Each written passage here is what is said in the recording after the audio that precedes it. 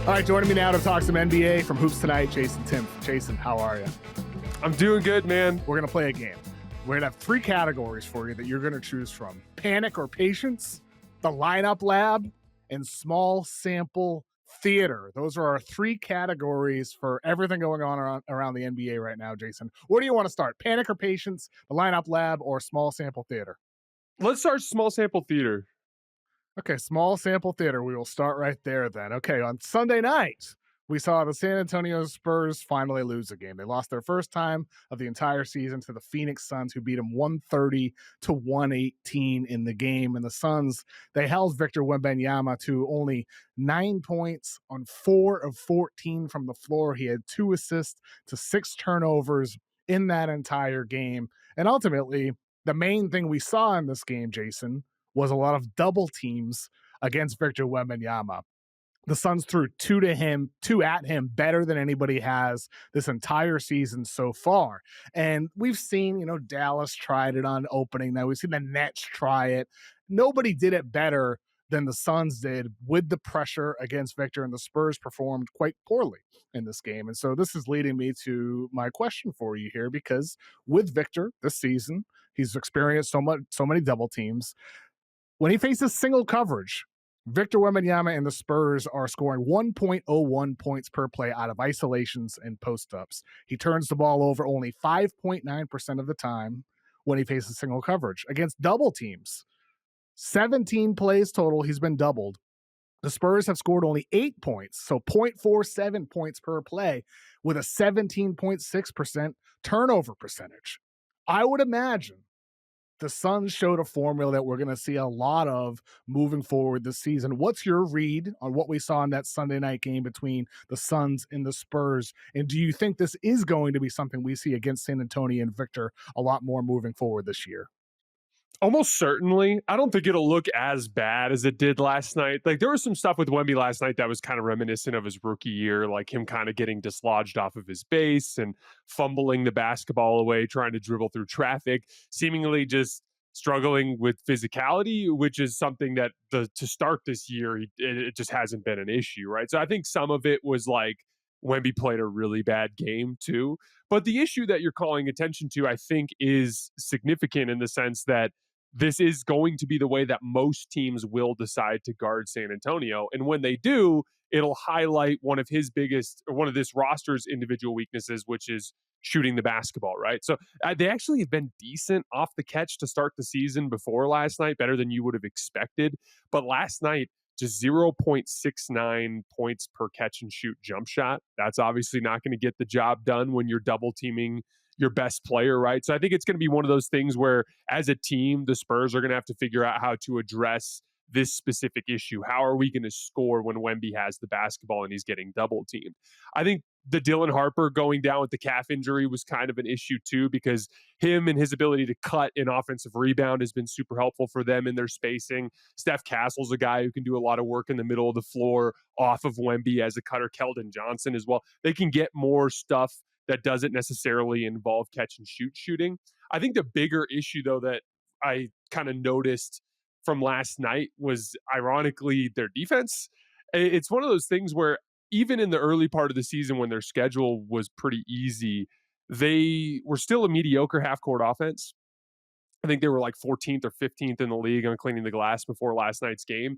But they were just so good on defense and so good on the defensive glass and so good in transition that they were scoring extremely well. And last night, the Suns, this is actually an insane stat. The Suns per catch and shoot jump shot last night, 2.11 points per attempt. So when Phoenix is going to shoot the ball that well, now they're not getting those long rebounds and those defensive rebounds opportunities to run. And so like that kind of just shined an even bigger light on their half court execution, which obviously was so brutal with their catch and shoot shooting and the turnovers that it just kind of looked, let me just refine it to say this is the most exaggerated version of what it will look like. But I do think this will be a recurring issue throughout the season for them. Totally. I mean, I think it's going to be very fascinating to see how much we see it, because like with Jokic, for example, when you double team Jokic, he shreds you. Like you almost are better off playing single coverage sometimes. Giannis is facing a lot of double coverage. Zion, like there's a number of great players that are facing a lot of single coverage. So with San Antonio, Well, this split is extreme. Like, I don't think it's going to be 0.47 points per isolation or post up when the ball is in Victor's hands the whole season. Like, that's just crazy. If a couple of threes are hit out of those double teams, sometimes triple teams, that number inflates a lot. This is why it's small sample theater here. However, I do think we're going to see probably teams increase the frequency in which they do it. I mean, until the Spurs do start hitting those threes you're talking about, until it starts actually happening, you're going to see teams say, we're not going to let Victor Wembanyama shoot 60% and dominate from the post and ISO. We're going to force the ball out of his hands as much as possible and force Keldon Johnson to beat us, like Jordan McLaughlin, like De'Aaron Fox once he's back eventually. Like, that's what teams are going to decide to do. A De'Aaron Fox spot up three or Victor Wembanyama facing up, attacking the basket. That will have to be the equation at times for these teams. But ultimately, if I'm the Spurs, I'm not like overreacting yet, but I do think it does touch on your overall point here with the lack of shooting. But the turnover number that's in there, though, Jason, 17.6% of those possessions were turned over to 5.9% against single coverage. I think that does touch on one of the things that we've seen teams also try against Victor is putting a smaller guy on him. What are your thoughts on that strategy that we've seen teams try against Victor? In general, I think that's what you have to do. I think we've seen, I thought the Dallas game was the most resounding example of this, but if you put a bigger bodied center against Wemby, he is both bigger and faster than them. And it's just an absolute recipe. It's such a recipe for disaster. But like, seeing a lot of like the Oso Ighodaro type, the Royce O'Neal type, just like the kind of shorter, more like stocky athlete up underneath him, it tests that base that we were talking about earlier. And that's the interesting part. Like when I look at the double teams in particular, the turnovers, there's a couple of different ways that they're coming, but one of the most significant ways is just literally attacking his base and he's losing the basketball in traffic. The cross court passes, they're getting up underneath him and disrupting his base so that when he goes to throw the cross court pass, it's looping, it's way too high, it's giving the defense a chance to rotate. And that's why I think like we've seen it work on a couple of occasions this season, but I'd like to see him get the ball more to the middle of the floor out of those double teams. So like a flash from the weak side or a cut right off of the slot there with someone relocating to that strong side wing, making that passing read for Wemby quicker and shorter so that it's something that they can get the ball out quickly and play a little bit of 4-on-3 rather than asking Wemby to basically like retreat against a little guy and go like way over his head to throw some cross court pass that has almost no chance of hitting the shooter in the pocket. Yeah, I mean, I think that's spot on, Jason. Well, let's move on to the next one in our small sample theater here. Ryan Rollins and the Milwaukee Bucks. He's off to an outstanding start to this season, basically tripling all of his numbers so far from what we saw last year. Last season, he averaged 6.2 points per game in 14.6 minutes per game. Well, that's up 18.2 points per game and double the minutes, 32 minutes per game. His efficiency is up from 60% true shooting to 65.3%. He's not turning the ball over. He's distributing out of pick and rolls. He's near the tops of the NBA in pick and roll efficiency. Ryan Rollins, Jason, is Ryan Rollins for real? I think so. I mean, whether or not he's going to be like some all-star level 20 point per game guy, it's certainly way too soon to tell. But like even before these recent two back-to-back career high games that he had, in the early part of the season, was really impressed with just the natural kind of give and take he had with Giannis, where he was finding his opportunities to be aggressive in pick and roll, but not really stepping on Giannis's toes and kind of disrupting Giannis's rhythm. He just kind of looked like a guy that was slotting into basically doing a better job of what Kevin Porter Jr. was doing at the tail end of last year. And, the couple of big things that stand out, it's a lot to the basket where he's being way more efficient than most guards are. He's kind of bigger and more physical than you'd think for a guard. He gets into your body well and gets his arms out and finishes in traffic well. And then he's already hit more pull-up threes than he hit the entirety of last season. So that's the counter to that little bit of downhill force. And then for a guy who doesn't really have a lot of ball handling reps at the NBA level, he's been really good with his kick out reads. I think one of the sneaky kind of like fun parts of this season for the Bucks is shifting a lot of Damian Lillard's minutes and a lot of, lesser athletes to guys like Ryan Rollins, that are bigger, more athletic, that pressure the rim. That Cole Anthony too, I think has brought a good amount of this where he's like just been downhill and making kick out reads and they're surrounding him with shooting. And so it just kind of works in the sense that this, if you look at this roster on paper, for them to be, what are they, fourth in offensive rating, I think is a testament to just how complementary all these guys are. Giannis has obviously been amazing. Ryan has just blossomed into this legitimate secondary ball handler. And then you've got him surrounded by shooting and a couple of other dudes who can pressure the rim. It just kind of makes sense in modern basketball. And with Ryan, obviously, whether or not he becomes more of that all-star fringe, all-star level handler in the long run, a guy who can average, 20 points per game is going to come down to this kind of stuff he was doing against Golden State, hitting some of those tougher pull-up threes, that big mid-range jump shot he hit off of the left elbow, extended one-on-one late in the game where he just gets downhill and then pops right left off the floor and knocks it down. Like that higher level, almost Devin Booker-esque shot making will be the ceiling raiser for him. But just his ability to get to the basket and finish, hit a three when a guy goes under or dies on the screen, and make the pick and roll reads while also being a much bigger athlete than Damian Lillard on the other side of the floor Mhm. has like kind of fundamentally altered this team. This is a way more physically imposing Bucks team. That Jalen, the game they beat the Knicks, Ryan Rollins was doing a great job on Jalen Brunson down the stretch of that game. Got a big steal on him and forced him into an air ball late. Like he's just a more dynamic athlete on both ends of the floor than Dame was. It sounds outrageous to say, but it is crazy just how much better it feels with Ryan Rollins than Damian Lillard because of two-way ability. To your point, it's not just the Mhm. offense that Ryan Rollins is performing with right now; it's defense as well.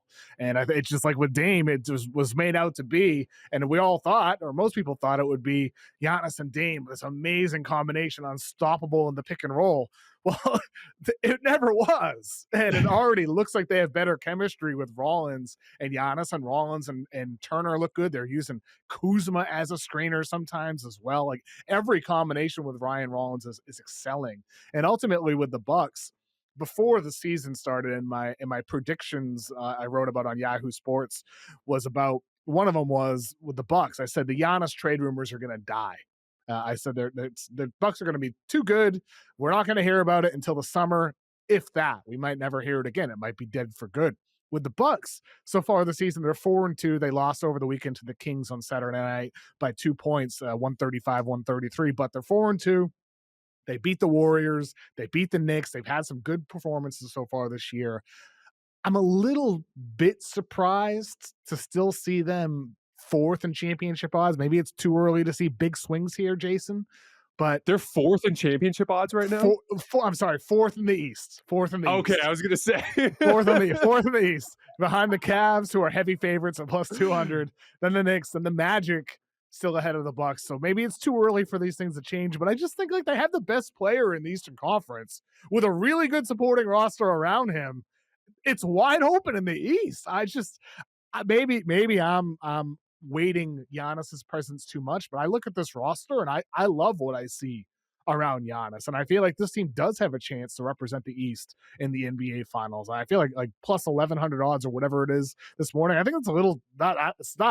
It's not high enough. It should be more like plus 600, third best in the East or something like that. But this team has a real shot, in my opinion, man. I know it's early. it's super complimentary. Like it's crazy to think last year, like going look at the main lineup that we saw most of last year, where it's like Dame, Gary Trent, Torian Prince, Giannis, and Brook. It's like Yeah. Miles is a much better Yep. athlete than Brook. AJ Green is a Changes much everything. quicker Everything. player than he Yes. AJ Green's a much quicker and smarter defender than Torian Prince is. Torian Prince back in the day, maybe, but like he's just so slow. I don't really trust him guarding opposing guards. And then going from Dame to Ryan Rollins, they are fundamentally different athletically, fundamentally different, and they look much closer to obviously Sacramento game notwithstanding. That was kind of a letdown, I thought, and they just really struggled to guard him in that They should have particular game. But smacked him. They should have smacked him, Jason. yeah, I mean, like absolutely. I thought we'd be entering this show Bucks 5-1 today after beating the Kings, who have not been good this season at all. But like that is a disappointment. So like I say all that, and yet I understand when they do need to prove it over time. And they could have won that game too. Like, I mean, like there was a couple of questionable calls late. There was the DeRozan spinning into the lane. There was the play where Mhm. Miles Turner stripped. I think it's kind of a BS sequence where Miles strips Zach LaVine clean and gets called for a foul, and then Giannis gets the So exact weird. same call on the final. Yeah, but it is what it is. But they lose. Yeah. It's more Yeah. just looking big picture at the team. They're fundamentally different athletically. Kudos to Doc Rivers too. He's playing the right guys. He's kind of like putting them in the Mhm. right spots, and it kind of reminds me of the 2018 Cavs in the sense that it's like Giannis surrounded by shooting, and they're just athletic and physical enough to be able to get enough stops, and that just makes them a puncher's chance in an Eastern Conference where, as long as Darius Garland isn't healthy, even the Cavs are vulnerable. And so every team in that conference is vulnerable. So I could easily talk myself into them winning the conference. Yeah, without a doubt. Like you said, Doc Rivers has been great so far this season. Again, Kings game notwithstanding. Ultimately, I mean, like 1 year ago, there were the rumors about Brook Lopez leaving to go to Houston, and there's a lot of rumblings that the Bucks actually wanted to modernize their team. Well, Miles Turner has done a lot of that, and the Bucks look a lot different. They've shifted their identity entirely, and it looks excellent. Let's move on to our last of the three small sample theater topics, and that is the Oklahoma City Thunder. There is one undefeated team remaining. That's the 7-0 Thunder. Last season, they win 68 games, 12.7 net rating. They go on to win the NBA Finals. So far this season, they have a 13.1 net rating. They have the number one defensive rating again. Last year, the defensive rating was 7 points per 100 possessions, better than the league average. So far this year, number one defensive rating is 10.7 points per 100 possessions, better than the league average D rating. And this is all without Jalen Williams. Everything without Jalen Williams so far this season. So, Jason, are the Thunder even better than they were last year? I think that was a given coming into the season, and it certainly has been the case to start. I mean, you have to like you mentioned, J-Dub, Chet's been out the last 3 games. Mind you, it's been a really light schedule that they've played over that specific stretch. But like the biggest thing that stands out to me is they kind of are like they're grinding out wins in like close games that are ugly, like they did early in the season against Indiana and against Houston. It's very much a veteran basketball team kind of thing. With Chet being out, and with J-Dub being out, it's put extra pressure on Shea on offense, and I think he's been fantastic. I think we've seen really impressive stuff from A.J. Mitchell and Aaron Wiggins bringing additional offense. I think Isaiah Joe being back has been crucial for them just because, like, there Mm-hmm. was a stretch there where you're watching them in the first couple of games where you're like, man, you take J-Dub out, and there's just not a lot of offensive skill on this They had roster. two double overtime games to start the Yeah, year. yeah, That's crazy. exactly. But like to their credit, like they've been just getting enough from those other 3 guys that I just mentioned. Shea, I think, has been fantastic, especially late in games early in the season. And so this is like it's all the classic stuff with OKC, right? Like defense to transition, getting a ton of points off of turnovers, ball pressuring like crazy. Like Lou Dort shot the ball like crap to start the year, but I thought he did an unbelievable job defensively on Kevin Durant and on Pascal Siakam in both of those games. Like there's a there's a consistency with their baseline foundation of being just this butt kicking physical perimeter defense that forces a bunch of turnovers. But Shea, I think, looks better than he did last year. You're getting offensive contributions from some guys further down the roster, and reinforcements are on the way. Like they are going to get J-Dub back. They are going to get Chet back. Like they were a safe bet to win, at a minimum 60 games this year. But like I legitimately think 70's on the table. Like this team is that kind of special. Wow. So you think 70 is on the table with them? And I would too. I believe that there's a real chance of that. But this team is special, and it's because they have so many lanes to be better. Like all their youth. This is not an old team that won 68 games and won the NBA Finals. It's one of the youngest teams in NBA history that won the finals. And so these young guys can get better. And so this next week, Jason, they have 4 games starting on Tuesday against the Clippers. It's a road trip, 4-game road trip at Clippers, at Blazers, at Kings, at Grizzlies. Are they 11-0 in a week? The Grizzlies, the Grizzlies are on the way down. I'm sure we're going to talk about them later today. Yep. The Kings, I have not been high on them at all, even They after the Milwaukee stink. win. But that said, Portland is a team I have a healthy amount of respect for. They are Mm-hmm. very big, very athletic on the perimeter. They have rim protection. The Clippers are starting to play a little bit better. So like I think 3-1 in that trip would be a huge win for them. I Which think one three do and you one. think they lose of the four? Which one are they going to drop? I'm gonna go with they drop the game to the Clippers. That's man, that's tough Ooh. because even Portland, like Denny's playing super well, and he's too Oh big for yeah. some of their guards. Although I think Dort will present some problems for him. They're gonna drop one of those two. I'm gonna go with they drop the Clippers game. What do you think? I think they're going to be 11-0 in a week, and they're going to be entering Really? next week. They face the Warriors and the Lakers on back-to-back nights.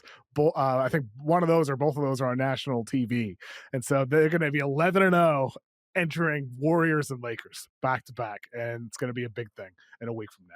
Just a heads up that it's not too late to sign up for Yahoo's newest fantasy basketball format, High Score. It's a clean, simplified, brand new format where you draft 10 players. You start 6, and then you set your lineup only once per week. It takes only your starters' best single games from the week, and then you go head to head against your opponents in the league. And so with the NBA, it's still early. Draft a team on High Score today in the Yahoo Fantasy app or on yahoofantasy.com. All right, our other two categories, the lineup lab and panic or patience. Where do you want to go next? Let's do panic or patience.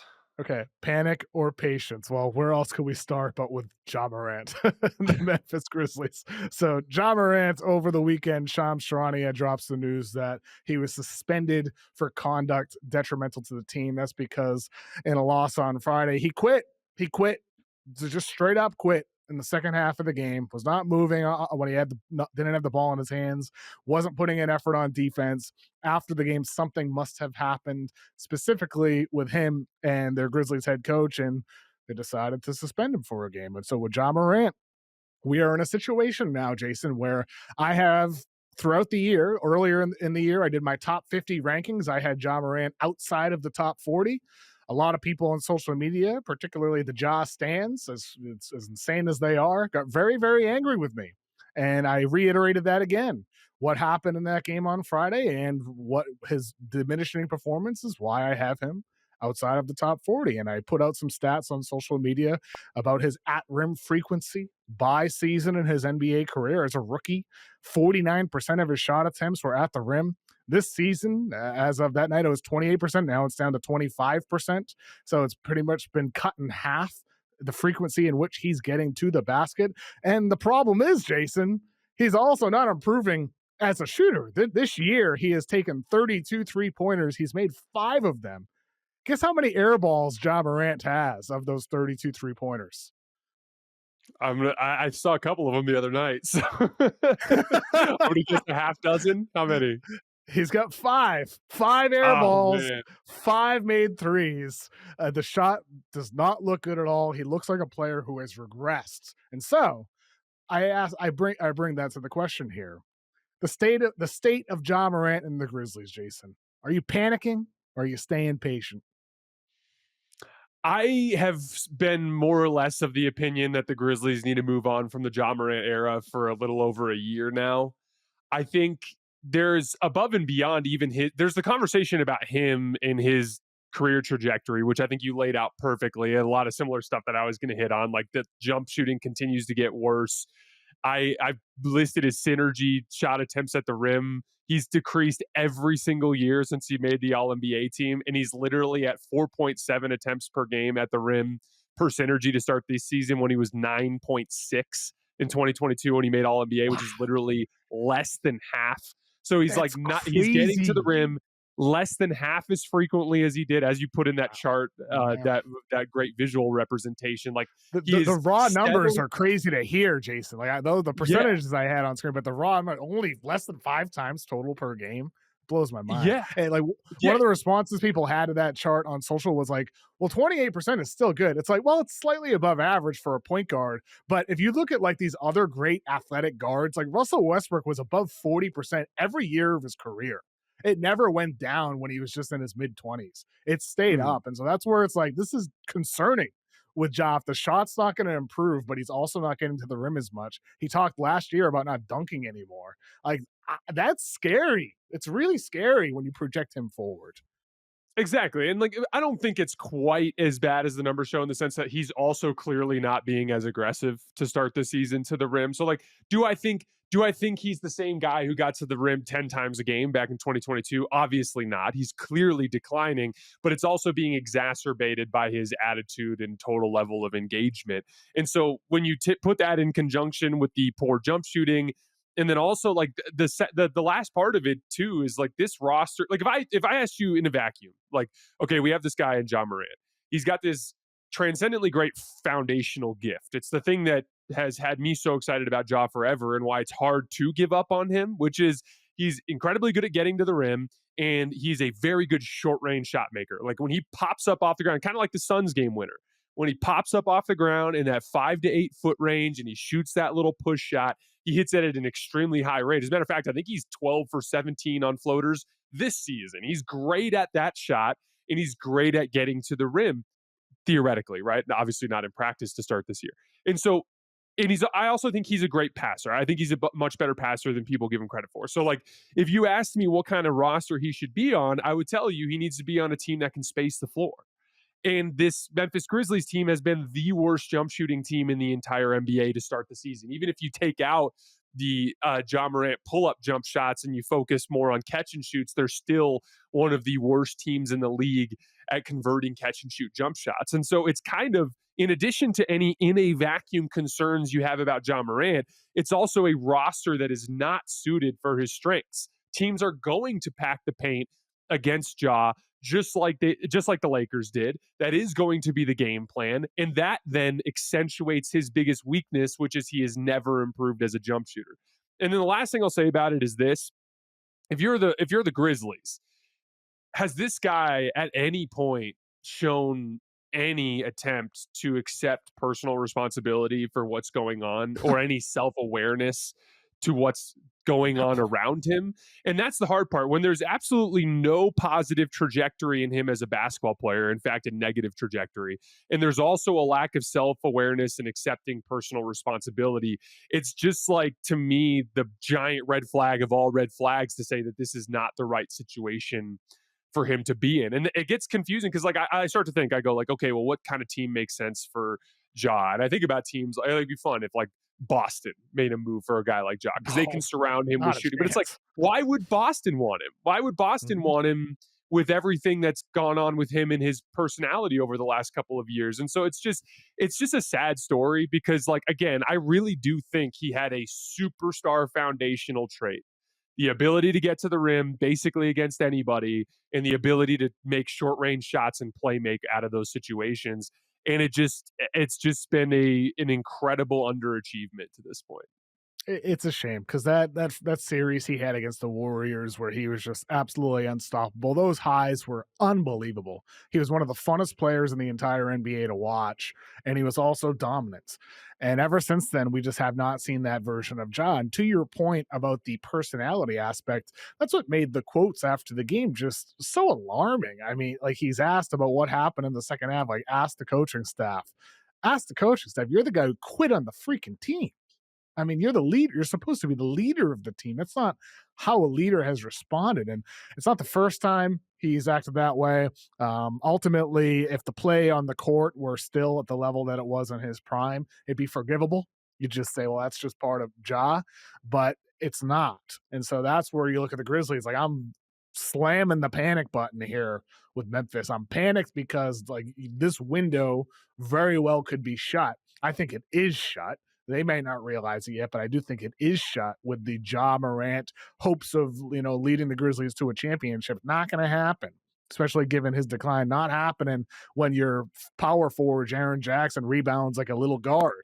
Like there's just some fundamental issues with this team, Jason, that I think they're ultimately better off looking in the mirror and saying, okay, can we find a team that is going to overwhelm us for Jaren Jackson?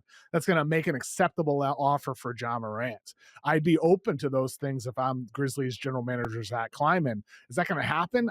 I don't know because for Jaren Jackson, I'm sure like if he were available, there'd be a vast market for him. Maybe you don't want to trade him, but it'd be an overwhelming offer, I would think, for him. For Ja, I don't know, man. Like there's not a lot of teams that need point guards. There's also not a lot of teams that need a smaller guard on a max contract with a declining game and a bad off-court attitude. I just don't see a wide market unless it's like some middling team that wants to roll the dice, like the Kings, the Pelicans. Like uh, he just feels like a king or a pelican to me. I just can't think, like, people have thrown out, well, what about Minnesota? Why would Minnesota trade for Ja? I just see friction between him and Ant personally. I don't think that fit would work. I want the ball in Ant's hands more in the years to come, not less, as he grows as a playmaker. Teams in the Eastern Conference, you mentioned, like, in theory, the Celtics surrounding him with shooting. I agree that makes some sense, but they wouldn't want him for personality reasons. Like, who else in the East? Like, not a lot of teams need a point guard. I don't think the Bucks would make any sense. It would not work with Giannis Antetokounmpo, and plus Ryan Rollins looks excellent. You want to move forward with him. The Heat, well, he didn't like playing last year in the Taylor Jenkins offense so with Noah LaRoche and all the qualities they installed there, with not a lot of pick and roll, not a lot of screening, a lot of off ball motion. He hated that. That's one of the reasons why Taylor Jenkins got let go. So you're telling me he's going to go to Miami where they hired Noah LaRoche as a consultant running a very similar offense? I don't think Miami makes a lot of sense. So I don't know, unless it's a team like the Nets, but they're tanking their asses off. They just drafted a ton of point guards. I just don't see more than 2, 3, or 4 teams that you could make a strong argument for Ja and have incentive to trade for him. And so that means, like, Memphis might just be stuck with him, and you got to try to make it work. So I'm not going all the way of blow it up, because I think that option might not even be there with Ja Morant. And that's the real panic that I have, that what if there's nobody that makes sense as an out here for us, and we're just stuck in the middle. And that's that. Like, that's really the worst place to be ultimately. That you can't be the guy who has the ball in his hands all the time and is spamming high pick and roll and just playing that heliocentric style unless you are transcendently great, right? Like, it's one thing if it's Luka Doncic and you're like, we're running this many pick and rolls a game and that sort of thing. And that's the thing, is like they try, like to your point, they did get rid of Taylor Jenkins, and they did kind of go back to let's just give Ja the ball a ton to end last season. And he did average 27 points per game over his final, I think, 22 games, if I remember correctly. And they were a 500 team, because it's just that type of basketball where Ja just gets the ball and gets to put up numbers. They don't actually win when they play that way. As a matter of fact, when they were playing the Taylor Jenkins driving kick style early in the year and Ja wasn't leading the team in scoring, that was when they were racking up the wins. And so that was the frustrating thing with the Isalo quotes from the story from Shams about that suspension. It's like, okay, so you're clearly upset because Isalo is trying to get you guys to play with ball and player movement. Every smart coach in the entire NBA is trying to find ways to weaponize your talents in a way that cultivates the success of 5-man units. And everyone's chasing these things more in transition, more ball and player movement, better spacing, all these like getting the ball at the floor quickly so you can get into multiple actions in the same possession. That's literally why Miami's doing all the stuff they're doing. They're looking at what Indiana did, and like in how you can win basketball games by playing super fast and by playing as a team and driving and kicking and all these kinds of things. And it's like, you're upset that this guy, as a competitor, as your coach, is trying to cultivate this for you as well, but it doesn't fit your perfect view of Ja Morant dancing with the basketball every single possession down the floor and doing his own thing. And it's pouting. It lacks self-awareness. It's just been really sad, because again, like, I am such a big believer in his foundational skill. Yeah, well, I mean, ultimately, it's unfortunate to see that foundation crumbling, and I hope by the end of the year, Ja Morant looks like a top 15, 20 player again. But I got my doubts. Let's move on to a team that I'm sure you're going to be pressing the panic button here. I'd be shocked otherwise. The New Orleans Pelicans, 0-6 so far on the year. They are 27th in the NBA in offensive rating, 106.8. They were 29th in the NBA in defensive rating, 124.2. And they're last in the NBA in net rating, minus 17.4. Jason, this is the team that on draft night, after trading the Pacers 2026 pick away for the 2025 Pacers pick during the finals before Tyrese Halliburton ruptured Achilles, They then traded that pick to move up 10 spots for Derek Queen, and he doesn't play until the fourth quarter in Sunday's loss they had. And ultimately, this team looks like they've just quit. Looks like they've quit on their coach, Willie Green. It looks like they've quit on each other. So this Pelicans front office, Jason, they have a decision to make with Willie Green. If you're Willie Green, you're panicking for sure, I'm guessing. The Pelicans overall as a franchise, are you being patient with them? Are you panicking with them? Where are you at, Jason? I feel like I would be shocked if you say anything about panic here. So tell me, are you panicking? You were How much kind to leave out. You were kind to leave out the DeJounte Murray trade too. Like it's just been a brutal sequence of events over the course of the last few years. I definitely panic. It'll be a shame if like Willie Green is effectively scapegoated because this roster is broken in so many different ways. Like they're shooting 32% on unguarded. One quick thing here. You said scapegoating with him. Do you think that's fair to say he would be a scapegoat, or do you think he has some deficiencies as a head coach that would give good reason for the franchise to move on from him at this point? It is a new front office. Do they have good reason to move on from Willie Green, or do you think he would be a scapegoat and that's that? It's more just one of those things where like their hands are kind of tied in a lot of ways with some of the personnel that they have in house, and so like you got to change one of the two things. And I wouldn't be. They're clearly, to the point you made earlier, they're clearly not bought into Willie Green anymore. They clearly have quit on him, and so if that's the case, you've got to have a change of voice. And at the very least, you've got to attempt to get somebody in there that can galvanize them and get them to play some better basketball. But at the same time, like it's kind of the same thing we were talking about with Ja. Like you've got this downhill guy that can't shoot, but that is a very good playmaker and short range shot maker. And you've surrounded him with a complete lack of shooting. The Jordan Poole experiment, it's early and this could easily turn around, but he's having a brutal start. He's below 50% on the rim. He's not at the rim. He's making nothing off the dribble. He's shooting just 26% on pull-up threes. On floaters and middies, he's 6 for 13. Like you're getting nothing out of Jordan Poole. Trey Murphy's off to a rough start to start the season. None of you made the point about Derek Queen. None of their young guys look exceptionally explosive or talented. Was Zion off the floor this year? I found this stat this morning. This is crazy. Was Zion off the floor this year? They're getting outscored by 28 points per 100 possessions. That is just getting absolutely steamrolled when when Zion's off the floor. And so like it's kind of a broken fundamental concept because you've got this big downhill rim pressuring playmaker and you haven't surrounded him with shooting. And down the roster, you don't have any young talent to be excited about. The team's not competing on defense. Jeremiah Fears. Jeremiah Fears, that's like the one silver lining. Like he's been okay. Yeah. He hasn't been earth shattering. I mean, it's a low bar. It's the one thing to feel. It's a very low bar. It's like, hey, at least we have Jeremiah Fears, who could be a spark plug scorer and hopefully much more. But yes, it's a very, very low bar to your point. Yeah, but it's early, but it's depressing. And like I kind of look at it as like there's a kind of a fundamental broken team construct here, and like it could theoretically come together if all these guys start shooting better, but then you have the same issue on defense. It's dark times. It's dark times down in New Orleans. I feel really there.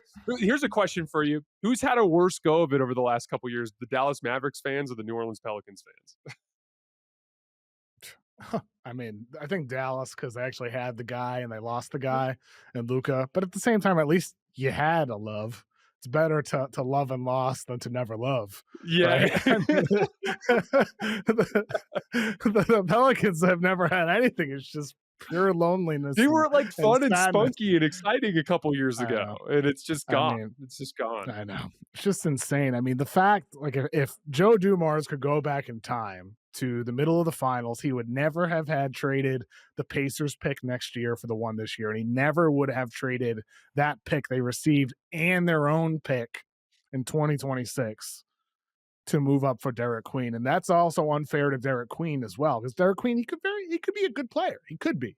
It could turn out that Derek Queen ends up a good player long term. But when the Pelicans don't have at the end, there's no light at the end of the tunnel this season. Like, this team could lose or win only 20 games or win only 10 games. Who knows what their record's going to end up being in the crowded Western Conference? But there's no light at the end of the tunnel where on lottery night in the middle of May, you're hoping those balls bounce your way because the Hawks have that pick. The Hawks have the Pelicans 2026 first round draft pick unprotected. And they gave that up to move up 10 spots for a guy who didn't even play until the fourth quarter on Sunday. It just feels like an organization that lacks alignment. It feels like if you want to be a conspiracy theorist, you could be like, "Oh, is this like in the movie Major League, where like they tried to move the team from Cleveland to Miami with low attendance?" Like that, like you could be a conspiracy theorist if you want to. If Joe DeMars is a plant, you can be that if you want to, because that's how bad it looks. It's like something out of a movie. They traded their own first round pick unprotected to move up for Derek Queen. And even the Pacers trade, like I kind of forgot. I was looking at this recently, but when they did that trade, Jason, Halliburton had the calf injury at the time. He hadn't yet ruptured his Achilles, but he had an injury. And so there's just Yeah. no reason to do that trade when we know what calf injuries can lead to. Everybody was talking about the possibility of the injury before it happened because of the history of this. And yet they did that trade anyway. It's just, I just feel so bad for Pelicans fans, man. It's just awful. But circling back to Willie Green, with Trey Murphy specifically, he's off to a slow start, as you said. But I still think with Willie Green, one of the things that has always bugged me with him is the usage of Trey Murphy. Like Trey Murphy should not be 28th in the NBA in 3-point attempts per game. Trey Murphy is a way better, more dynamic shooter than that. He's been one of the best in the NBA since he entered the league. If Dylan Brooks can get 10 3-pointers per game, Trey Murphy can get 10 3-pointers per game. Like, let's get Trey Murphy more usage, more opportunity. And even with Zion, I think there's a lack of, and this is in part his own limitations. He does not do anything 5 feet or more away from the basket, in part because of his unwillingness. When I interviewed Zion years ago, I asked him, why do you not just take shots? So why don't you take pull-ups? And he said to me, he's like, it's a confidence thing. I lose my confidence when I miss a shot. So I don't know if he's still wired that way. That was, I think, 2 or 3 years ago. I forget exactly when him and I sat down at the gym at UCLA and had that interview. But ultimately, I think it's probably still the case. And so unless he's spacing the floor, that limits what he can do. With that said, I do think there's a lack of creative actions that Willie Green uses with Zion to get him going towards the basket. And ultimately, I think they are going to let go of Willie Green at some point this month or this week or at some point this season. And that's just pure speculation, nothing reported at all, just to be clear. But ultimately, I don't, to your point as well, I don't know if the roster has the pieces for the X's and O's to work no matter who the coach is. But I do think there's little things. They should not be this bad, Jason. They should not be. That's what I was just going to say. They shouldn't be this bad on offense. Like when you have this many high level offensive players that are getting off to a rough start, it can't just be everyone's out of rhythm at the same time. There's got to be some organizational issue. Exactly. Let's move on to the Knicks. They're 3-3 so far this season. Entered the season, of course, with title hopes. Still have title hopes. They took down the undefeated Chicago Bulls on Sunday, but they are 3-3 on the year. Cat's been up and down defensively so far this year. Didn't complain, but had confusion over his role ahead of opening night. And Josh Hart has a weird hand injury at this point, reported by James Edwards over at the Athletic. Yes, at the Athletic over the weekend. James reported how it's not just a finger injury for Josh Hart, but he has nerve damage throughout his entire shooting hand that have made it hard for him to do even daily tasks. And Josh Hart, he's shooting only 14.3% from 3-point range so far this year, 2 of 14 from 3. The Knicks still have the second highest finals odds, according to BetMGM, at plus 340. But they do have their concerns. They are 3-3, Jason. So I'm curious. New York's finals hopes, panic or patience? I'm big time on patience with the Knicks. I'm a big believer that when you make some fundamental changes in play style, that there's going to be growing pains. I think it's been ironic because I feel like in their home games, they've played a little bit more like older versions of the Knicks where they can get a little stagnant, but it almost like feels more familiar for them. And so they can succeed like that. But I think that there's big long term potential with what they're doing. Like they're they were 18th in passes made per game last season. They're fifth in passes made per game this season. Jalen Brunson is getting twice as many spot up opportunities per game as he did last year. He's converting those spot up opportunities at 1.56 points per possession. He's getting more easy shots. He's running a couple fewer ball screens every game, a fewer ISO every single game. He's getting a little bit more support down the roster just through the ball movement, the transition pushes. There is, I think, an idealized version of the Knicks which capitalizes on all of the aggregate ball handling that they have, and that's able to hit a higher ceiling on offense than they did last year in the postseason in particular, because I think they were a better regular season offense than people remember. It's just the Jalen Brunson do everything attack seemed to hit a certain ceiling when it gets repetitive in the postseason over the course of weeks at a time. But I am a big believer that this kind of thing does take time. They have looked, I think, better on defense than they did last year, just in terms of their overall level of engagement and the intensity of their rotations. Mikal Bridges is off to a better start defensively than he was last year. I think getting Mitchell Robinson back will be key, because I was all before the season, I was like, oh, Mitch is going to be here. It's going to be a completely different team than they were to start last year. And then he's immediately out of the lineup again. But overall, I like a lot of what they're doing. I like the way the bench group is playing, where you've got, Tyler Kolek coming in and running just action and making easy reads at the beginning of possessions to get them into rotation. And Jordan Clarkson had a little bit of a rough start, but he's like gunning in transition, shooting crazy pull-up threes and bringing some scoring.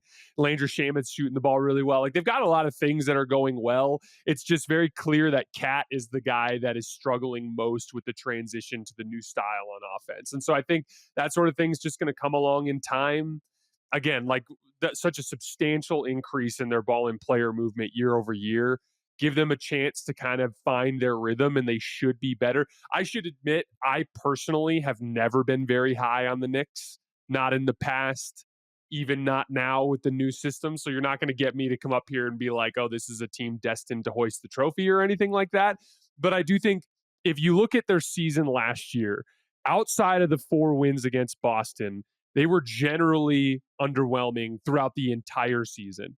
Do I think they can be better than that? Absolutely. I think they can look more like a good team that has some good wins against good teams throughout the season, that doesn't struggle as much in a first round matchup as they did last year, that has more highs. I think they're capable of being better than they were last year, even if I'm not as high on them as other people are. I think that is spot on, Jason. I'm going to be patient with the Knicks. Not going to panic. It's just 3-3. It's just 6 games. This is a new system, new identity. You need to give that team time to figure things out. We got one more category to go, the lineup lab. So let's move on to the first one in that group, and that is the Atlanta Hawks.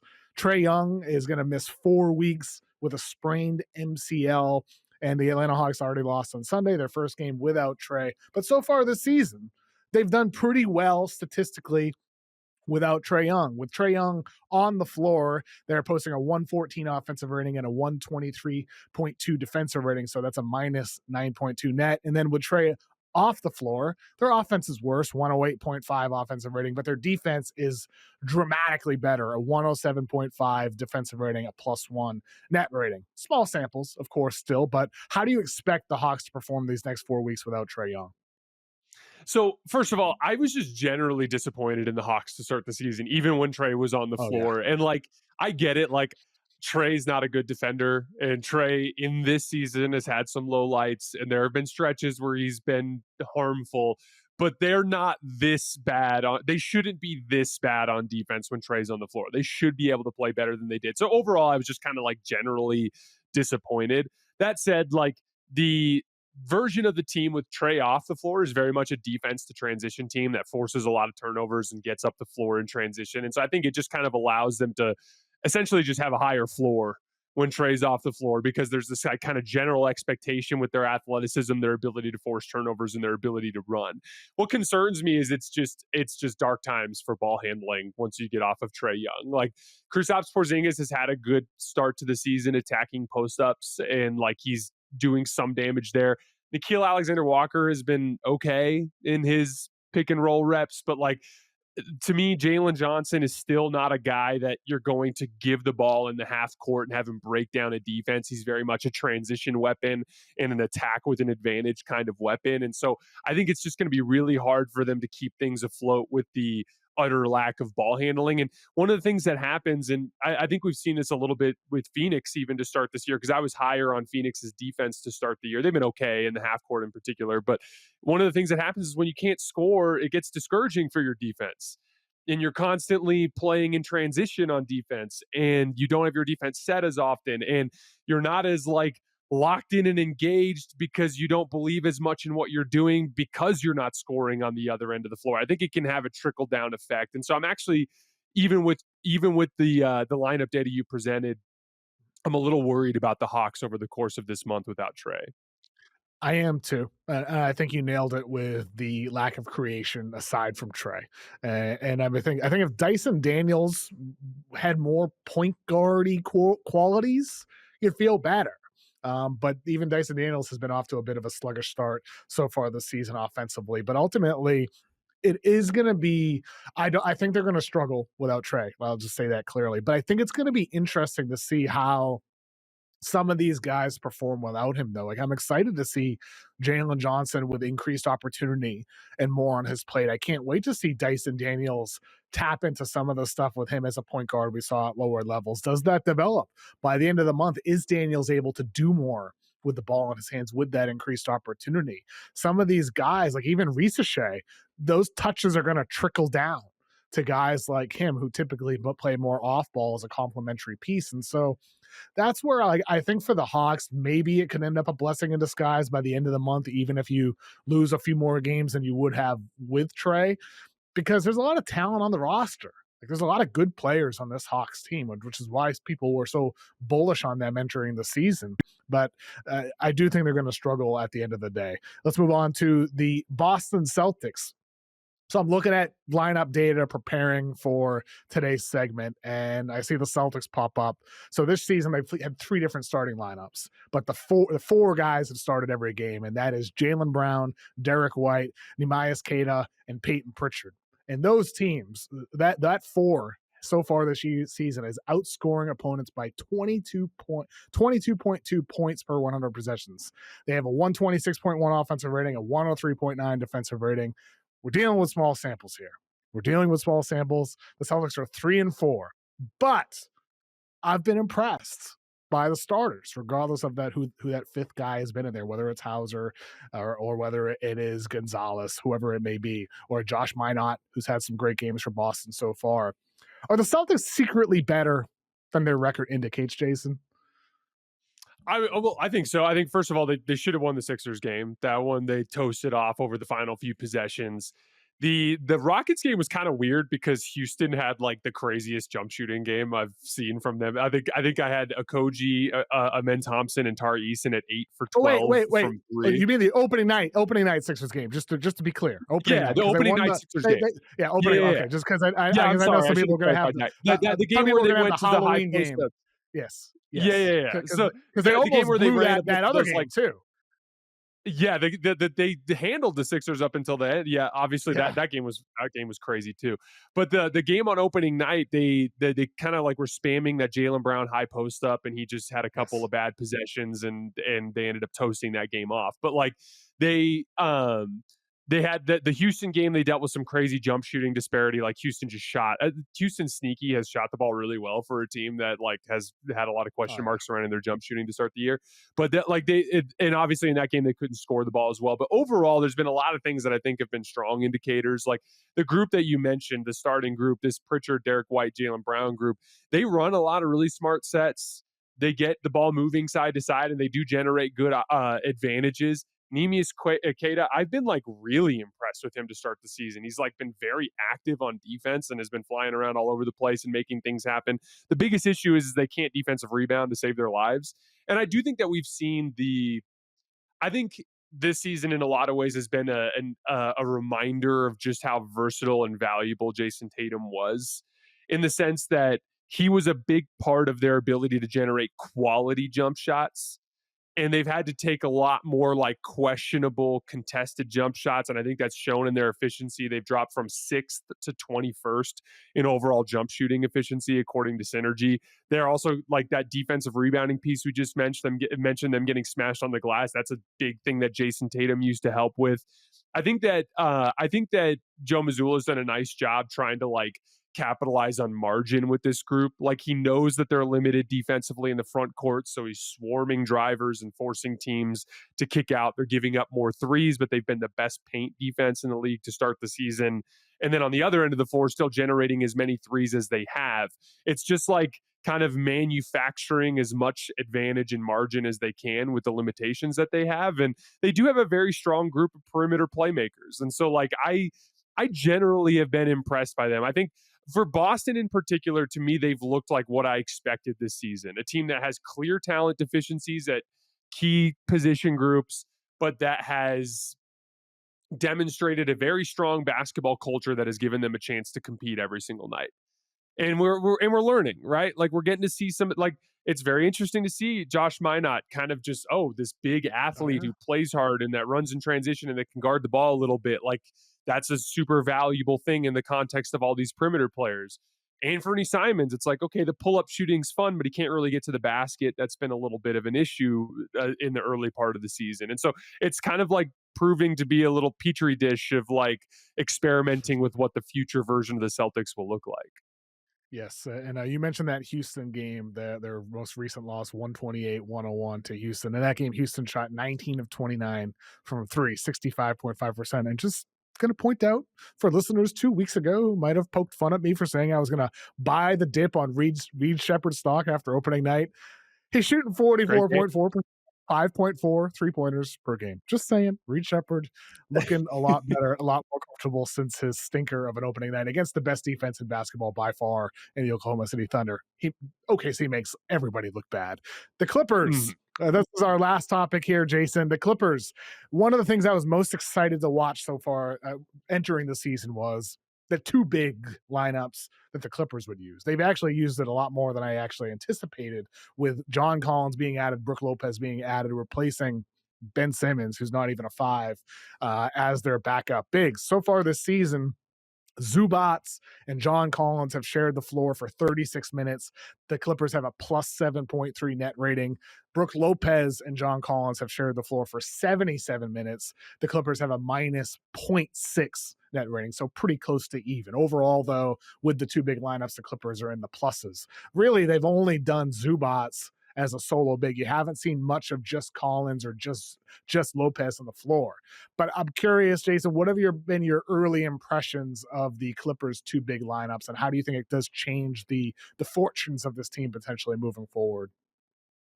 Well, it makes them more physically imposing. By the way, one of the things I thought was interesting, I pulled the lineup data from Cleaning the Glass, which filters out garbage time, and they have Zubats and Collins at plus 14 per 100 Interesting. possessions over the course of the Filtering start of out the season. garbage time. Huh.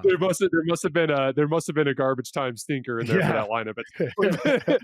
But anyway, the biggest thing that stood out to me, like just in general, the team has been awesome with John Collins on the floor.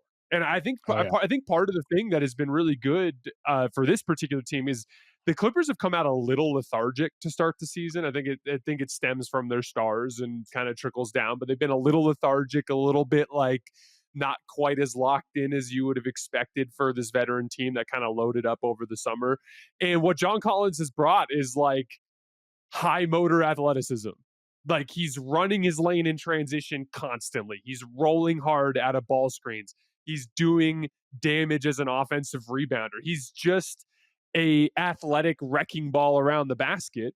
And when you combine that with a team that has the kinds of shot creators they do that attract so much attention, and by the way, this is where the two big piece comes in. Zubats is a monster on the roll. And so when he's going into the basket and when you're trying to keep him off the glass and keep him out of deep seals and you're devoting all this extra attention to him, it opens up these like runways for John Collins to shoot into as an athlete. And he's just having a lot of success there. I think high motor athleticism around super talented offensive players has always been kind of like a market inefficiency in the NBA because those dudes are never getting paid attention to because of the attention you have to devote to the highly refined offensive players. And so I think John Collins has just kind of been like a clear demonstration of that. High motor athlete that just does a ton of damage at the rim off of the attention the other guys grab in every facet of the game, in the half court, in ball screens, in offensive rebound situations, and in transition. Jason, thank you so much for joining me today, man. You got any shows coming up? Any concerts you're going to? You know, I've been looking at the Red Rocks slate. First of all, I was like, Ooh. oh, because I live in Denver now. So I was like, oh, yeah, like we're by Red Rocks. We're going to go see a show. But like, every show at Red Rocks is expensive. Every single one of them. I was like even for like smaller names. But honestly, I'm just waiting for the right show. We're going to get out there. I would like to go to more shows while I'm living here, but I haven't made it out to one yet. It's been kind of a crazy summer, dude. Like moving was a huge pain, like a huge, huge pain. It's tough. It is tough. I've done cross country moves now. Let's say 1, 2, 3, 4 times. I think 4 times in the That's last insane. 8 years. Kind of crazy, but it's so I've gotten good at this point. But moving is never easy. Red Rocks though, boy. I mean, I love the Sphere. I've never Sphere been. is always the Sphere is my favorite venue, but Red Rocks is my favorite outdoor venue. Okay, Red Rocks good to is know. beautiful. You gotta find a night where it's nice weather and it's just perfect outside, and it's just the best vibes, man. Seeing those rocks on the side of you lit up, the sound there for an outdoor venue is awesome. I saw Mount Joy perform there twice, 2 nights in a row. I think in 2022 or 2023, I forget the year exactly, but yeah, it's just a unbelievable place. It really, it's like a religious experience. There's just something special in the air at that place. So yeah, find a good show for your first there for sure. I highly recommend going to Red Rocks for sure. Have you ever been to the Gorge? No, I have not. That one's in No. Eastern Washington. Those are the 2 that are on my bucket list that I have to Red Rocks and the Gorge, because it's like it's right by the Columbia River and it like overlooks the entire Columbia Oh River wow. Valley, but it's kind of similar where it's like the outdoor venue that has just insane views. But those are the 2 that I'm trying to get out to. But I will definitely get out to a Red Rocks show at some point. Probably gonna wait till the summer because I've seen some videos of the winter Mhm. concerts there and they look pretty brutal, but we'll see. Yeah. I guess it depends on the artist. You playing much guitar lately? You learning anything right I now?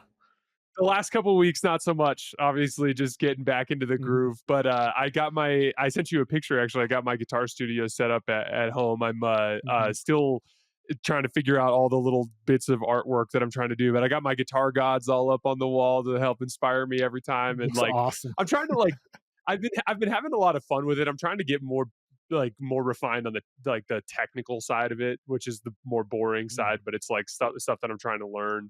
But I would love to make more time for it over the course of the next couple of weeks after we get out of this early season grind. Yeah, yeah, it's tough. It's good. There's Mhm. only so many things you can have on your list that you do every day, and I'm trying to make guitar one of those things for sure. Mm. Jason, thank you so much for joining me today, man. Please let people know where they can find all your stuff. So YouTube, Hoops Tonight, wherever you get your podcast, Hoops Tonight. And then I'm most active over on Twitter at _JasonLT. But Kevin, dude, it was great to see you, man. This was a lot of fun. I'm looking forward to next time. Thank you, Jason.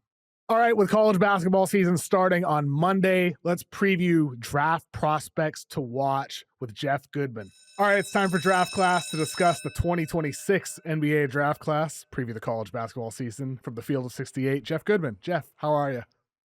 What's up, man? It's been a while. Let's go through some college prospects NBA fans need to know. Looking far ahead here to the 26 draft, of course, college basketball season starting on Monday. The top 3. AJ DeBonsa, BYU, Cam Boozer, Duke, Darren Peterson from Kansas. Which of those prospects, Jeff, would you have ranked first? Let's start with whoever that player is. So I said it 2 years ago. I was on the AU circuit, and I'd seen, AJ for a couple of years, had seen Cam for a couple of years, and it was my first time watching Darren Peterson. He played in the Adidas circuit, so it didn't see quite as much of him.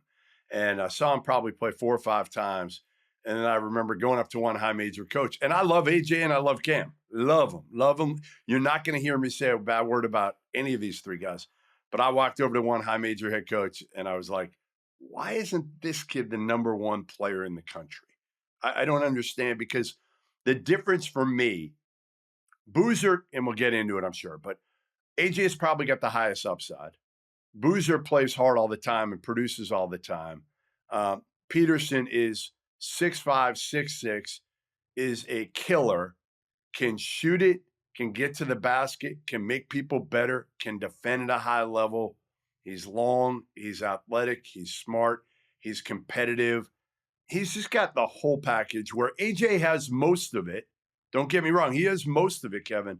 I worry a little bit at times, like AJ doesn't always come to play. He chirps at the refs at times. But again, I'm nitpicking here. I love all three. I mean, all three are sensational. I mean, really, like, I think that's why this year's draft in the NBA, you will have teams tanking. Ultimately, with Peterson, to your point, though, 6'5", 6'10" wingspan. And I thought the game he had in the preseason against Louisville, 26 points, 15 shots, 5 steals, 4 boards, 2 assists. Like, it just showed kind of the whole complete package of what we could see throughout this entire season from him, where, like, he had a sequence where he hit a 3 off a screen going to his right, like just stopped in a dime, popped, nailed the shot, all net. Then on defense, he stuck to his man through a screen, deflected the pass, got a steal, got the ball, and then hit a pull-up 3 from NBA range, all in a matter of like 30, 35 seconds. And it's like, okay, that if you just see one clip of a player, you'd be like, okay, this guy is going to be an NBA player. And then you watch him over and over and over, and you learn he's also a dog. He always brings it on defense. He's a playmaker. He's a creator. He's an elite shooter. It's like, okay, that's why this guy is getting some of the elite comparisons that he is. Bill Self has said it. He's the most talented player he's ever coached. That's high Last praise. I checked, he coached Joel Embiid at Kansas. He coached Andrew Wiggins, who was super talented, supremely talented, but I was probably Maple his biggest Jordan, critic. Jeff. Maple Jordan. Yeah, I mean, he was just he played to the level of his competition way too often. Oh, yeah. Took too many nights off. But yeah, this kid doesn't really take nights off. The big question with Peterson is there going to be too much on his plate? Like, he's going to be the best combination of productive player and talent Bill Self has ever had.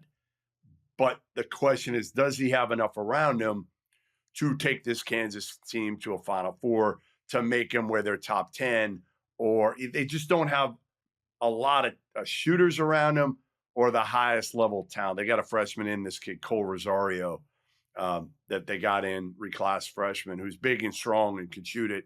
He'll help, but it's not the most talented Kansas team around Peterson.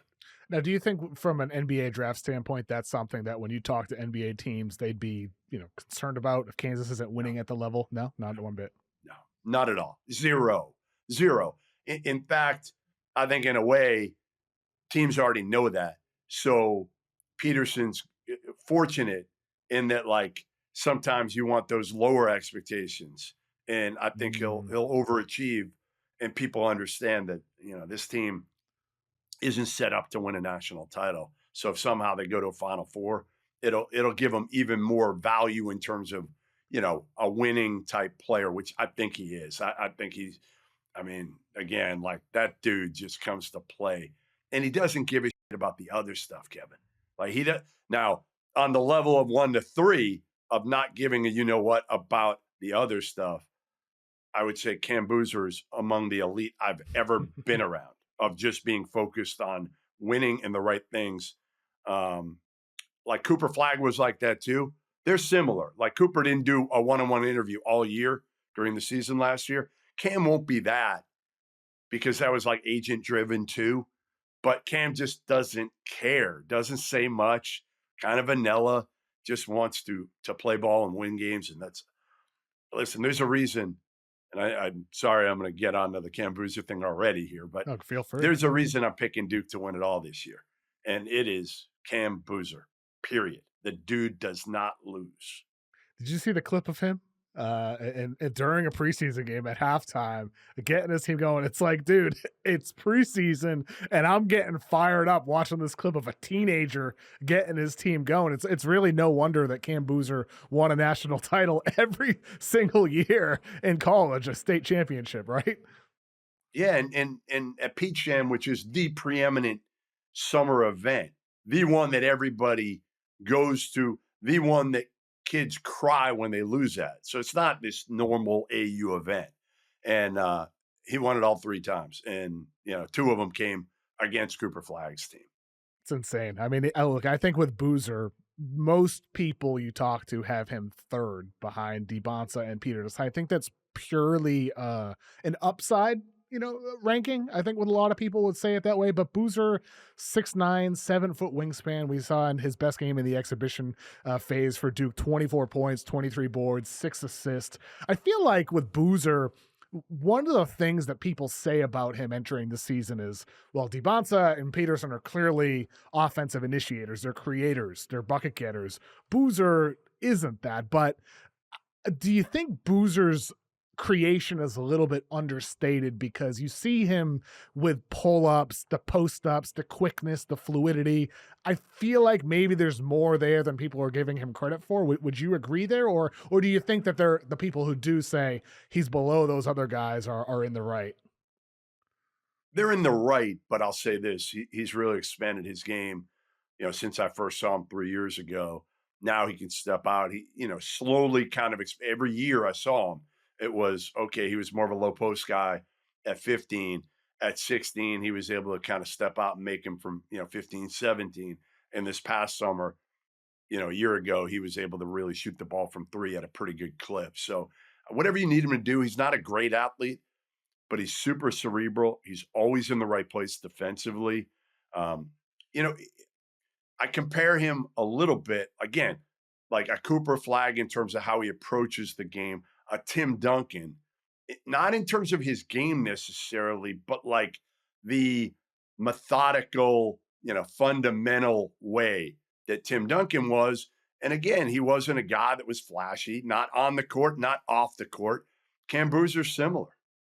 Is it possible that people are just overthinking it in that sense with Boozer, that he is actually the best prospect in this class? Like, he's just a guy who's won at literally every single level, every single competition. Isn't it possible, like, even though he doesn't have these star, the size, the big wing of AJ DeBonsa, or the dynamic scoring of Darren Peterson, that actually Cam Boozer at 6'9" with a 7-foot wingspan is just going to be one of those classic fours who's just part of a winning team for every single year of his NBA career, and he ends up the best player in the class? Like, isn't that a chance of that?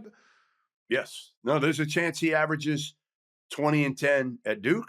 There's a chance he averages 20 and 10 in the NBA, and it wouldn't shock me at all. Again, so many people are blown away by what the multi-dimensional wing, right? That's AJ. AJ, you look at him and you're like, holy crap, like what he could be.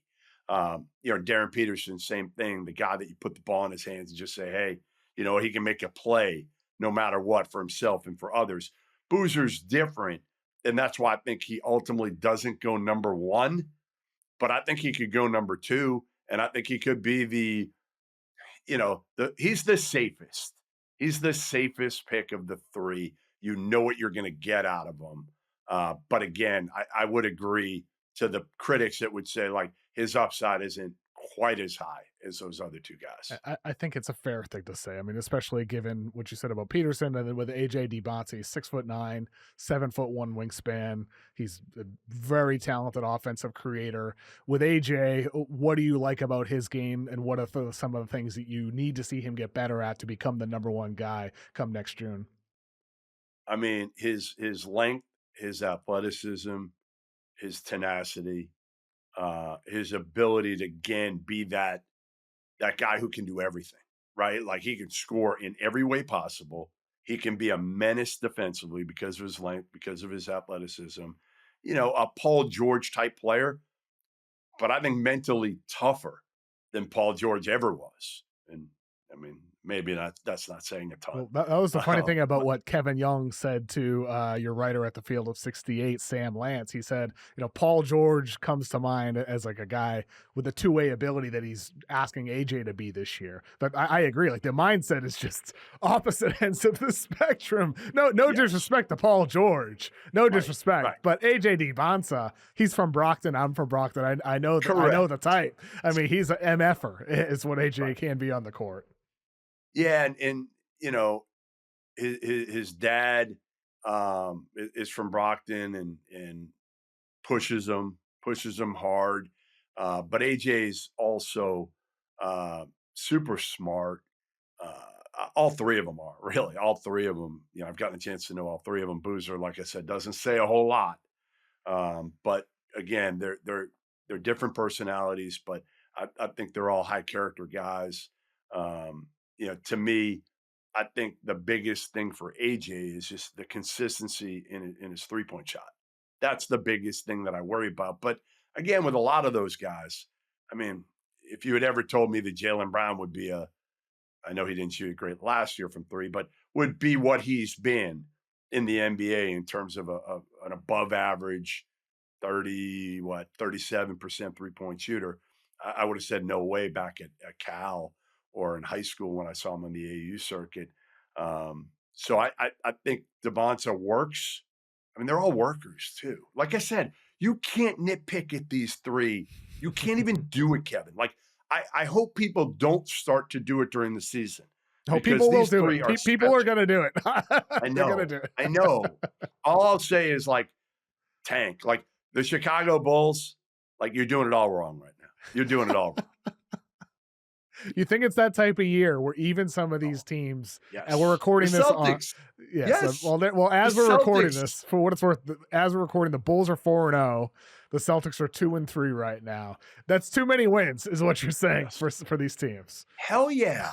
Like you don't think Brad Stevens wants this year to be about, okay, let me build up some trade value with some of these guys, right? Simons and whatever else he can. I don't know what else he can do, but yeah, you want a Derek White, a Jaylen Brown to have minor injuries to whereas they're out 2-3 weeks. And then you look up at the break and you're 15 games under 500 and you're like, maybe we can get in the mix here and be the next Dallas Mavericks and get lucky in the lottery. And with Dallas, they had the 11th best odds and then they moved up. So you don't need to be a 17-win team. You could be a 32-win team or a 28-win team. And get in the top 5. Yes. I'm not even, like, we've talked about 3 guys, Kevin, so far. Mm-hmm. And I will tell you, this draft is about way more than 3 guys. There's some other guys here that would have went number 2 or 3, maybe 2, even ahead of Dylan Harper a year ago that are going to go 5, 6, 7 this year. All right, well, let's move on to some of those guys here because I want to ask you about who's the lottery prospect that's not getting enough attention. Probably Mikel Brown Jr. I think he's just kind of fallen off lately because of these other 3 guys and because Louisville's going to have so much around him, Kevin. They brought in, and this is a kid that was the MVP for the U.S. team that AJ was on. Or actually, he wasn't. I'm sorry. He lost out. He should have been the MVP. AJ got it.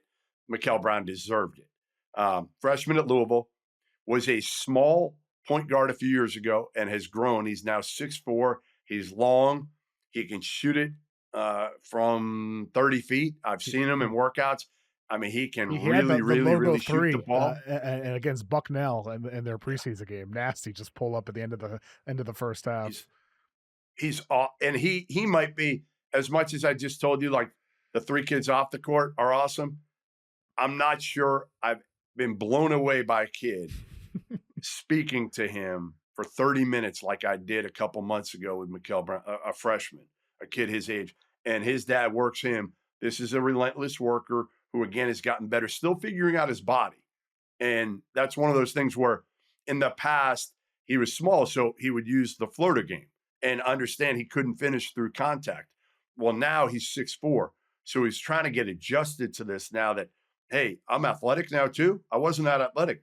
I can dunk on dudes now. So it's still a process for Mikel. He's not going to put up the numbers of any of the other three scoring because Louisville's got a lot of dudes, and they brought in 2 or 3 guys, veteran guards that are elite shooters, and Ryan Conwell, Isaac McNeely, Adrian Woolley. So he could average 13 a game, 12, 13 a game, and 6 or 7 assists. And I still would say, like, okay, I think he could be the number 4 pick. Now with like Brown and guys like Nate Ament at Tennessee, among others in this year's class, it feels like the tiers are the top three we're talking about with Boozer, DeBonsa, and Peterson, and then a bunch of others. Do you see any world in which anybody breaks through and surpasses anybody in that top three? I mean, I guess Ament could just because of potential. You know, I mean, he looks he's not as long as Kevin Durant, but 6'10", he's long, he's thin.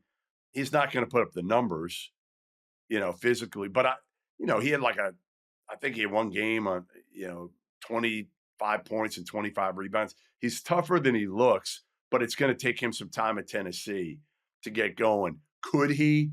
Yeah, like he could if an NBA team looks at him and says, "Hey, the potential is there down the road." Same thing with Mikael Brown. Like you look at him and the potential is there for him too. But I think right now you're talking about a pretty clear-cut top 3. And then, like you said, a next tier that those 2 are in.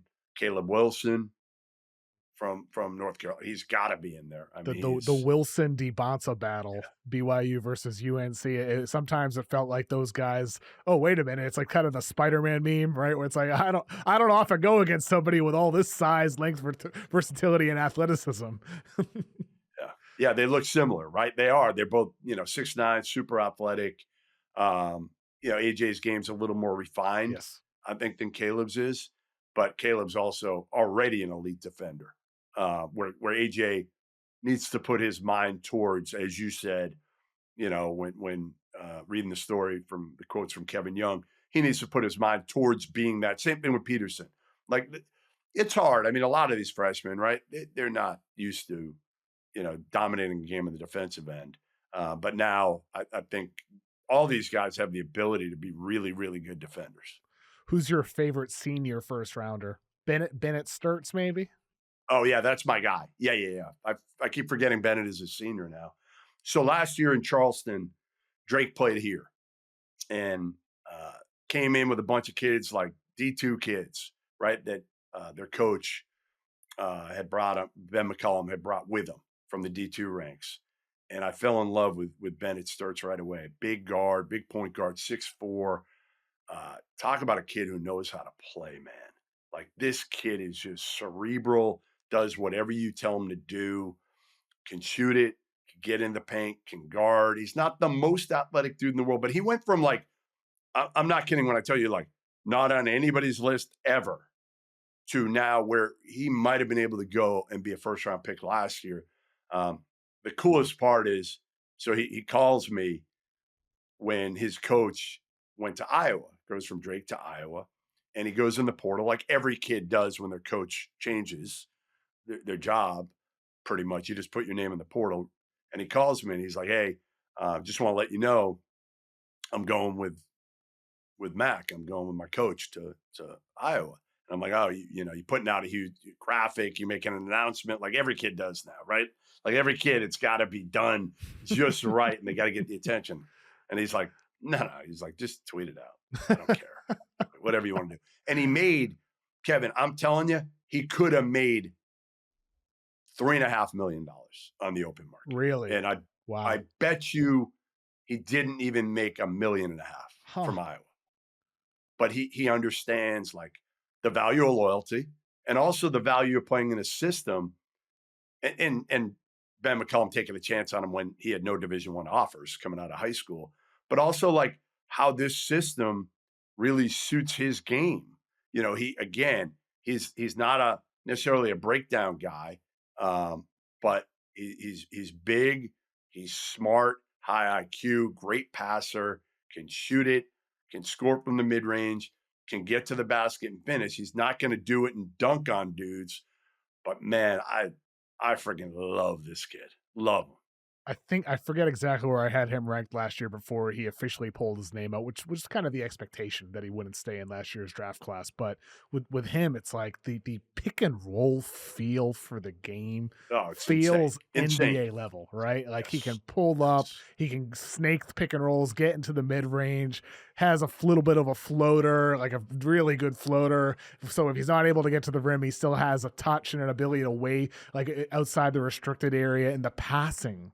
I just can't wait to see him with better quality teammates around Players. him. And I think from an NBA side of things, it's a higher level of competition. And so teams are going to get to see him against tougher opponents, more NBA caliber or at least international caliber prospects. And that's where you're going to really get a feel, is this guy a top 10 pick? Is he just a top 20 guy, a late first round pick? Yeah, I It's think he's somewhere in that mix, Kevin. yeah. I think he's somewhere from 10 to 20 would be my guess right now. And he's also wired kind of like Boozer is. Doesn't say a whole heck of a lot, but man, the kid just wants to win. He'll do anything to win. Like I said, that's part of the beauty of this class is there's not really turds at the top of it. Sometimes you'll find some, but sometimes you will, and it's hard to talk around that. Yeah. Like with this group, there's none of those. Like they are like I just can't wait to see them in and there's been the last few years, the freshman classes have sucked for the most part. I mean, I know we had Cooper last year, but let's face it, like Ace Bailey didn't do a lot for me. 2 years ago, the class was awful.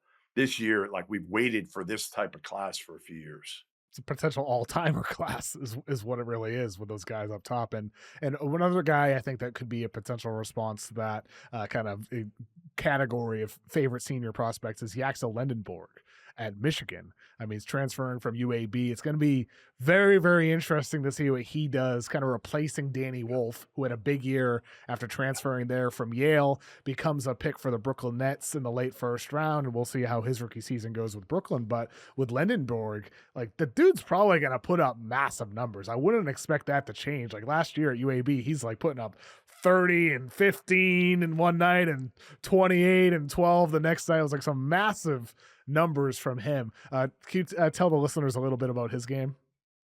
Well, I'm gonna tell you first about his background, and you probably don't even know this. He played 10 high school games in his career. 10 high school games. Came from a tough family, had to take care of his younger siblings, has I think 5 younger sisters, he told me, and just didn't go to school, didn't care about going to school. Played I think video was gonna games, work in like a right? Like that's what he did a what? lot. He was like a big gamer, if I remember correctly, right? Yes, yes. Just sat home and like didn't do anything. And then his mom told him, she's like, "You're going to Arizona Western." And he's like, "No, I don't want to go." And he started crying. And next thing you know, he's in Yuma, Arizona for a couple of years playing junior college ball. Commits to St. John's, like becomes a really good player.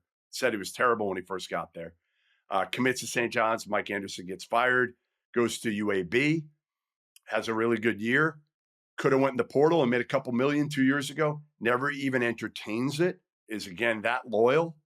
And then after this past year, could have been. I don't know what your people were telling you, but I think he would have went like 25 to 40. He wasn't a lock first rounder like some people were saying. But he goes to Michigan. He's going to make $3 million this year.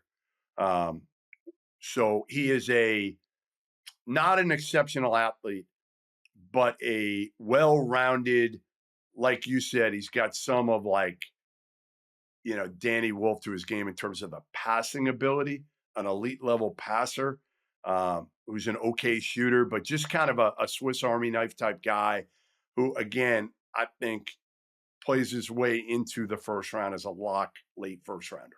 Yeah, I'd say so as well with him. Very interesting prospect. Who's a transfer that has the opportunity to help their draft stock the most this year? Aside from the two of the names we just mentioned with Sturts and Lendenborg. Jaden Quaintance to me would be the guy. He averaged like 10 and 8 last year at Arizona State. Got $1 million to go to Arizona State last season. The youngest player in the class. So he wasn't even eligible, but he got hurt. He tore his ACL. So he decided to transfer to Kentucky. And this kid is a man child. First of all, he's grown like 2 inches since last year. I mean, he's like 6'10" now. I saw him in Lexington a month or so ago. He's like 6'10", 250, and he looks like a brick house. I mean, he is, but he's skilled. He can pass it. They're going to run their offense, a lot of it through him. Mark Pope will when he becomes cleared to get back on the court. They're not going to rush him. So I don't think he even plays the first few weeks. But this is a kid that, again, like you're talking about being a top 10 pick this year. And he's on a Kentucky team that is absolutely loaded. So he's not going to put up crazy, crazy numbers, I don't think. But, he'll block shots. He's an elite level rebounder. He's an exceptional athlete. He is big, strong, tough, and doesn't drink, doesn't smoke, doesn't party, doesn't do anything. So another one to add to the list of like great kids. Do you think we're going to see him by November 18th for the Champions Classic in New York, which the game I will be there? I don't know. I'm going to be there too. I hope so. You know, he said Pope said that when we were there, he's well ahead of schedule. I just wonder. You don't want to put him out there. That you don't want that to be his first game. Like, Yeah.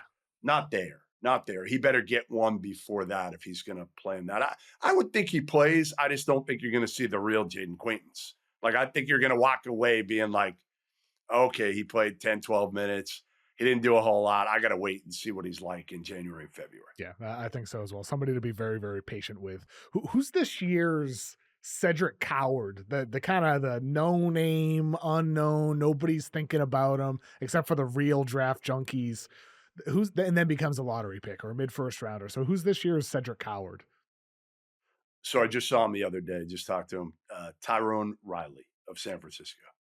He's 6'5", 6'6", long, averaged about 10 points a game last year.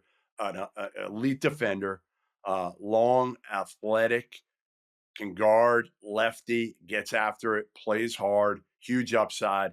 Not a great shooter yet, but I think that part of his game will probably make a jump this year. But he's a guy that the NBA teams, 15 NBA teams have already been through San Francisco this preseason. So they know all about him. They're aware. He's a guy that probably right now, I would say like he'll be the mid-major guy who has a chance to be a lottery pick. Interesting. And with a guy like him, why not transfer? Is there any reason he stayed at San Francisco that you've understood? I mean, he's from out that way, but no, I mean, like it is crazy because those kids they can go in the portal, and I don't know what he made this year, but that's a kid that probably could have made, 3 times as much money if he had gone to, high majors were aware of him.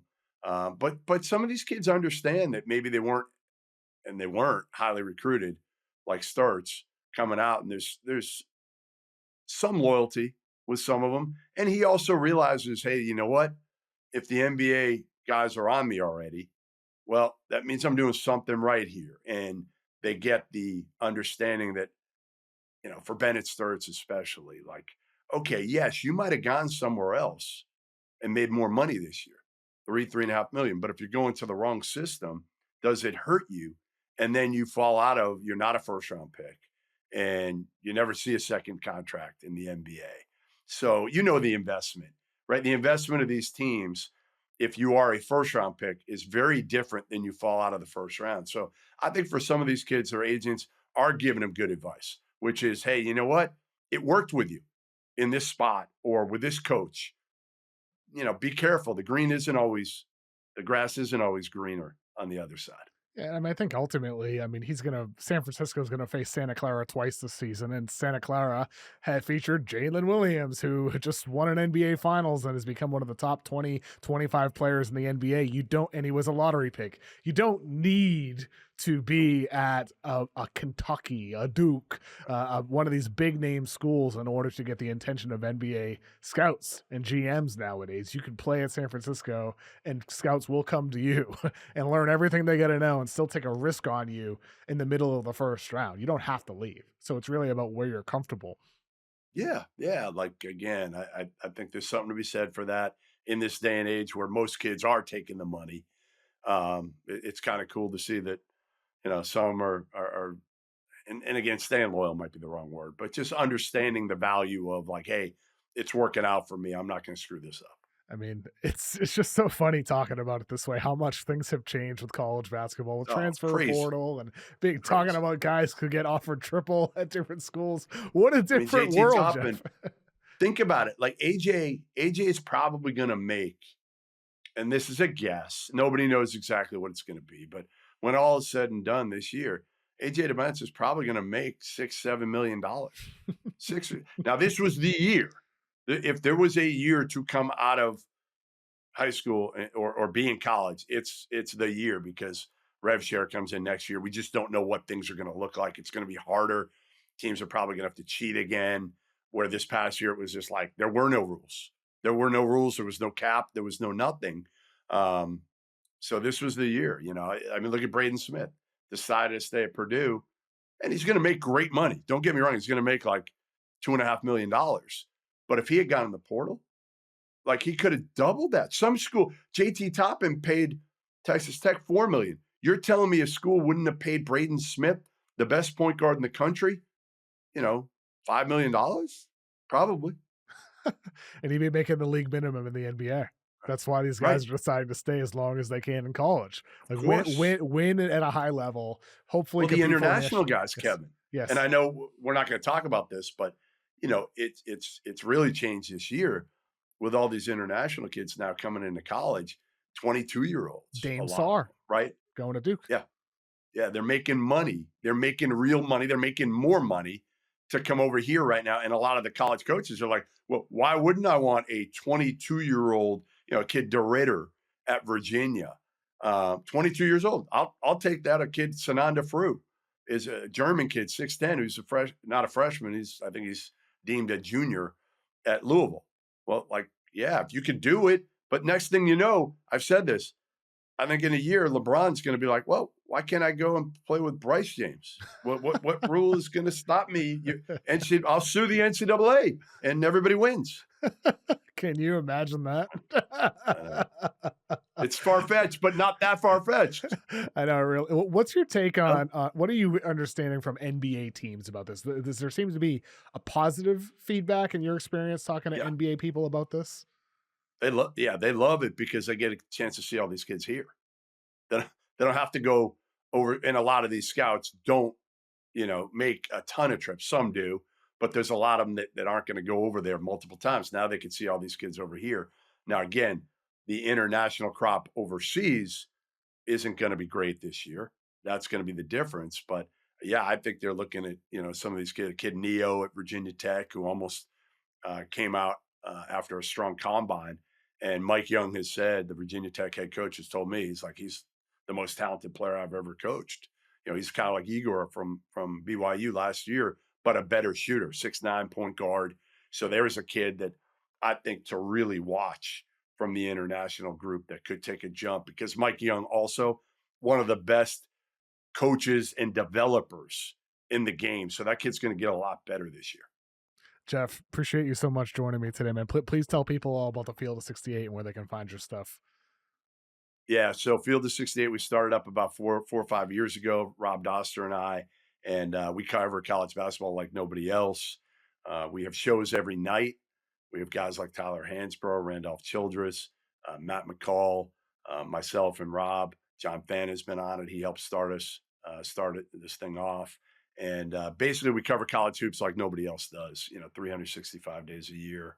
And we're relentless in how we cover it. So you can follow us. We're on YouTube, Field of 68, the Field of 68 on X, Twitter, Goodman Hoops for me. And good to see you, man. Good to see you. Likewise, I'm glad Jeff. you're back in Boston. I assume you will also be at the BYU UConn game a couple days before. I sure will be at that for sure. Yeah, I'll see you both. Oh, nice. Looking forward to hang out there. Jeff, I appreciate you so much joining me today, man. Thank you. I've always admired how relentless you are in everything you do. So it's awesome to see Field of 68. I'm glad for all your success, man. I remember, I remember when you were just breaking in and doing your draft guide, and it's cool to see good people, good hardworking people be rewarded. So I'm glad you're doing well. I still don't know why the hell you moved back to Boston to do the Winters, but to each their own. Family does mean something. Family. It's home at the end of the day. For now, who knows, Yep. though, what the future brings, That's but right. it is home. It'll always be home. Thank you, Jeff. Thank you so much for joining.